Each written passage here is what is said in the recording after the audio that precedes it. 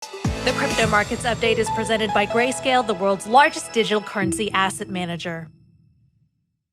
All right, let's have a live look at Bitcoin. The CoinDesk Bitcoin price XTX index currently trading at $60,210. Bitcoin is down about 0.8%. The CoinDesk Ether price ETX index right now at $4,231. ETH is also declining about 1.7%. The new DFX CoinDesk DeFi index trading at 567 points, but DeFi is slightly up about 1.4%. Joining us now to discuss the crypto markets is MyEtherWallet COO Brian Norton. Hello there, Brian. Good morning. Thanks for joining us. So looking at the price of ETH, what drives ETH price in terms of, how the supply works? I see there's 118 million ETH out there. How does that grow, and how does the so-called burning of ETH built into the protocol affect price? Thank you for having me. Some of these questions, they're not always necessarily straightforward. I'll start with your first question first. Your second question first. The burning of ETH, the burning of ETH fees post EIP 1559. What it does is it puts some deflationary pressure on the total supply.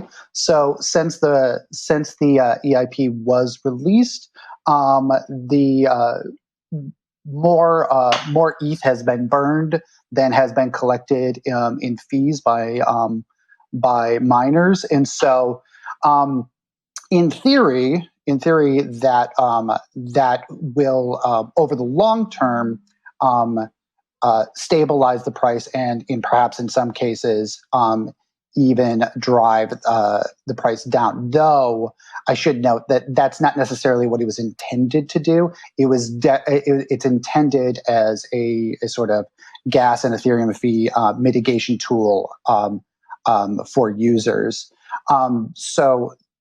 Essentially, that's what that ETH. So, do you see the price long term staying around this level or going down in time? I don't like to speculate necessarily on what the price action will be in the short term. I do believe that as the protocol is existing now, there are price stabilization mechanisms in effect that will prevent a long-term or sharp decline. So, Brian, while you might not want to look forward, why don't we look back a couple of days? And what happened? Why the sell-off? Has there been a change in sentiment?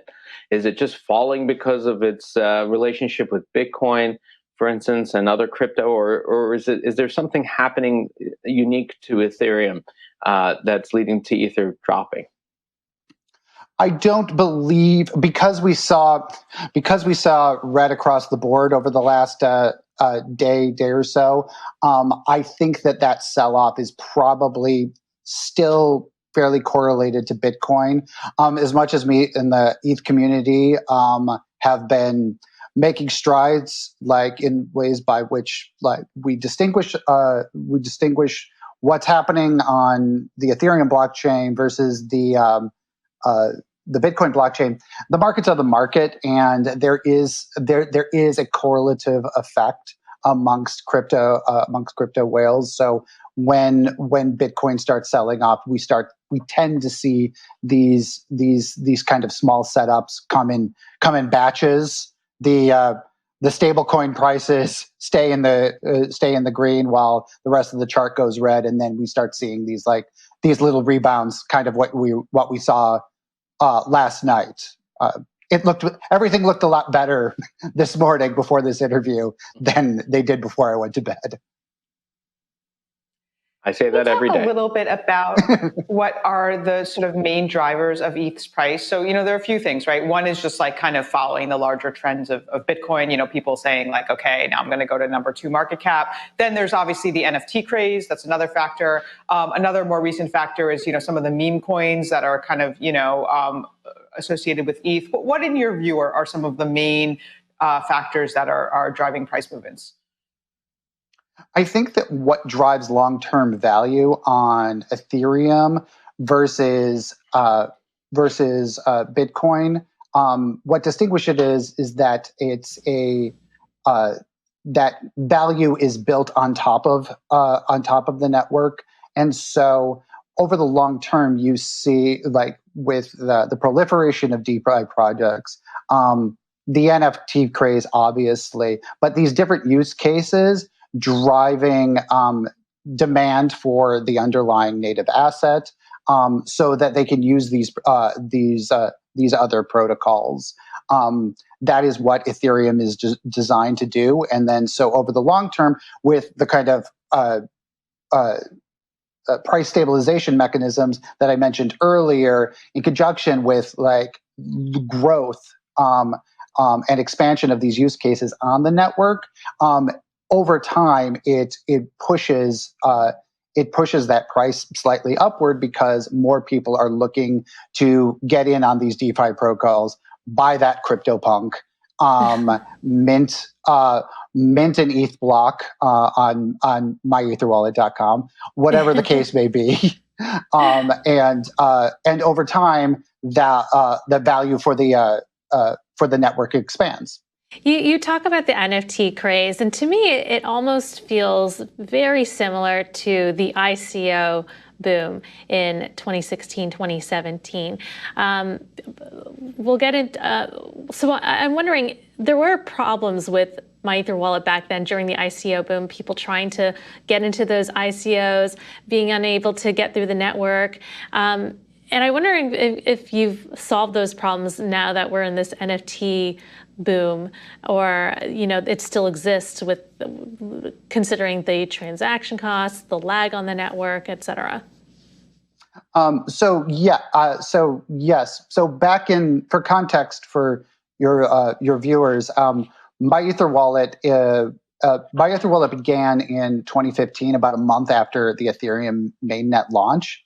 It started as a hobby project for the founders and remained a hobby project up until probably 2017, when around the time of the ICO boom. And at the time, it was really the only game in town. It was really the most used wallet during the ICO boom, and that's when MyEtherWallet's sort of growth spurt was forced to occur. From everything from throughput to key generation to just providing support. All of these things have had to have been scaled up. And so since that time, we've learned quite a bit, and we have broader functionality so that users can control their own keys with a far more seamless user experience. And we've done a lot to educate our users on exactly what are the best practices, how to understand gas, and so we're now in a position where we can cater to and cultivate a more sophisticated user as we onboard new people to the network. So Brian, speaking of the old days, you guys are doing an NFT now of some ancient Ethereum blocks. So can you explain what that's about? Sure. It's well, they're not all ancient. You can mint the most recent one if you'd like. So it's we were interested in NFTs. We've done some user polling, and our users are very, very interested in NFTs of all sorts. They wanted us to expand support for them, and we thought, well, if we're going to do that, like maybe we do something.